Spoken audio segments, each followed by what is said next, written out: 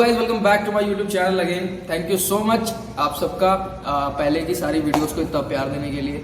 जैसा कि आप सबको पता है कि मैं अभी तक तो एक्सरसाइज ट्यूटोरियल्स बना रहा था, पर अभी बीच में ही दो तीन भाइयों का मेरे क्वेश्चन आया कि जैसे कि हमने बिगिनर हैं, अभी जस्ट हमने स्टार्ट किया है वर्कआउट, तो ना हमारी बॉडी में बहुत पेन हो रहा है।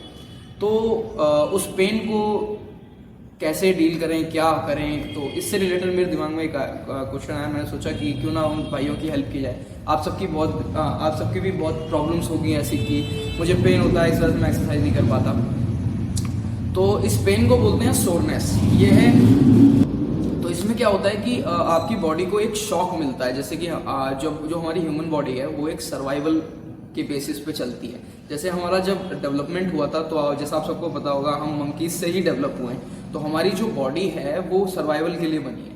सर्वाइवल के बने होने की वजह से हमारी बॉडी कैपेबल है रनिंग के, स्ट्रेंथ ट्रेनिंग के, जंपिंग के, और भी कई तरह के हंटिंग के, बहुत सारी चीज़ों के लिए बनी। लेकिन जैसे हम प्रोग्रेस करते गए, हमारी जो लाइफस्टाइल है वो वैसी हो गई। काम करते हैं हम दिन भर, कोई ऐसा तो है नहीं कि कोई रनिंग कर रहा है 5-6 किलोमीटर। जो एथलीट्स हैं उनकी बात अलग है।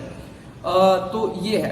अब इनसे क्या नाम है, जब हमारा डेवलपमेंट स्टार्ट हुआ, तो अब हम जब इस स्टेज में हैं जब हम जीरो एक्टिविटी कर रहे हैं, तो हमारी बॉडी को कोई पता नहीं है। वो नॉर्मल अपना सस्टेन करने के लिए खाना खाते हैं हम और उसी वक्त सो जाते हैं। तो जब हम अपनी लाइफ में एडिशनल एक्टिविटी ऐड करते हैं, जैसे जिमिंग, वर्कआउट ऐड करते हैं, स्ट्रेंथ ट्रेनिंग ऐड करते हैं, तो इससे क्या होता है, हमारी मसल्स को एक शॉक मिलता है। एक तरीके से हम अपने ब्रेन को बोल रहे हैं कि मसल्स को बोल कि उठें और वेट्स को उठाएं और स्ट्रांग बने। तो इसमें क्या होता है कि हमारी मसल्स में माइन्यूट टीयर्स पड़ जाते हैं। तो वो टीयर्स की वजह से हमें पेन होता है। समटाइम्स मसल्स में लैक्टिक एसिड बन जाता है, तो उसकी वजह से पेन होता है। तो इसके मैं सबसे सिंपल उसमें सिर्फ आपको 3 चीज़ बताऊंगा जो आपको करनी है, जिससे आपकी सोरनेस जो है वो टाइम के लिए कम हो जाएगी और पेन थोड़ा बहुत कम हो जाएगा, लेकिन रहेगा। ऐसा नहीं है कि बिल्कुल ही कम हो जाएगा, पर रहेगा, थोड़ा बहुत रहेगा, लेकिन ऐसा रहेगा कि आप वर्कआउट कर पाओगे। तो स्टार्ट करते हैं नंबर 1 चीज़ से। जो लोग सबसे ज़्यादा निगलेक्ट करते हैं वो है स्लीप। आपको समझना पड़ेगा कि हमारी बॉडी जो बनती है वो स्लीप से बनती है, ना कि हमने एक्सरसाइज किया, डाइट। हाँ, एक्सरसाइज डाइट ये पार्ट है, लेकिन रेस्ट भी बहुत ज़रूरी है। जब आप रेस्ट करते हो तो बॉडी एक हार्मोन रिलीज करती है जिसको बोलते हैं ह्यूमन ग्रोथ हार्मोन, जो कि हेल्प करता है बॉडी की ओवरऑल ग्रोथ में, जो कि आपके लिए बहुत नेसेसरी है। इस वजह से आप प्रॉपर सीख लीजिए और रेस्ट करते टाइम कोई भी फ़ोन, कोई भी इलेक्ट्रॉनिक डिवाइस से दूर रहिए। सोते टाइम तो खासकर कोई भी उसको पास मत रखिए और अपनी स्लीप की क्वालिटी को इम्प्रूव करिए डे बाय डे। तो आपकी बॉडी जो है वो रिलैक्स होगी और कहीं ना कहीं सोरनेस कम होगी आपकी बॉडी।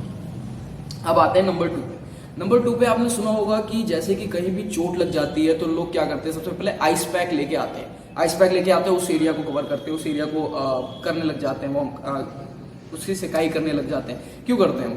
क्योंकि जो हमारी मसल्स में टीयर पड़ी होती है, जो हम वर्कआउट करते हैं तो क्या होता है, माइन्यूट टीयर पड़ जाते हैं मसल में। तो जब हम उसके ऊपर वो करते हैं या फिर क्या नाम है, कोई भी ठंडी चीज़ या शावर लेते हैं, तो उससे क्या होता है, मसल्स जो है वो रिलैक्स हो जाते हैं, उनको एक्सपैंड होने का मौका मिलता है, रिलैक्स होते हैं वो एक तरीके से। तो इससे भी आपकी मसल सोरनेस कुछ हद तक कम हो सकती है। और नंबर 3 जो है मोस्ट इम्पॉर्टेंट, जो आपको करनी चाहिए मेरे हिसाब से, वो नॉर्मल मसाज आप अपनी वर्कआउट के बाद इंक्लूड करिए। स्ट्रेचिंग करिए और उसके बाद थोड़ी बहुत मसाज करिए, जिससे क्या होगा, आपकी मसल्स थोड़े स्टिफ जो हो रखे हैं, स्टिफ जो हो जाते हैं एक बार में, वो खुलेंगे, उनको रूम मिलेगा ग्रोथ के लिए, ठीक है। और जिसके ज़्यादा इसके साथ ही आप मसाज के साथ ही आप अपना क्या नाम है, प्रोटीन इंटेक को थोड़ा सा इंक्रीज कर दीजिए। जैसे नॉर्मल डाइट में अब जैसे हमें पता है कि जो हमारे जो सेल्स हैं, मसल सेल्स हैं, वो सारे प्रोटीन के ही तो बने, अमीनो एसिड के ही तो बने पड़े। तो जब हम प्रोटीन इंटेक अपनी बॉडी का इंक्रीज कर देते हैं, तो वो जो रिपेयर प्रोसेस है, सोरनेस क्यों होती है, आपकी मसल टूट गए हैं इस वजह से पेन हो रहा है ना, तो आप जब उसमें रिप्लेनिश करोगे, उनको प्रॉपर न्यूट्रिएंट्स दोगे, तो एक तरीके से वो डेवलप होंगे। और अगली स्ट्रेंथ ट्रेनिंग के लिए, जैसे मान लो आज मैंने चेस्ट लगाया, अब चेस्ट मेरी डैमेज है, वो डैमेज हो गई है। अब उसके बाद अगली जब चेस्ट की ट्रेनिंग होगी, तो मेरे जो मसल्स हैं वो रेडी रहे कि हाँ यार मेरे को शॉक मिलने वाला है, तो मैं रेडी रहूँ, मेरी पहले से ज़्यादा स्ट्रेंथ रहे और मैं उस लोड को ले पाऊँ। तो ये 3 चीज़ें हैं, आप अपनी अपनी वर्कआउट के बाद इंक्लूड करें।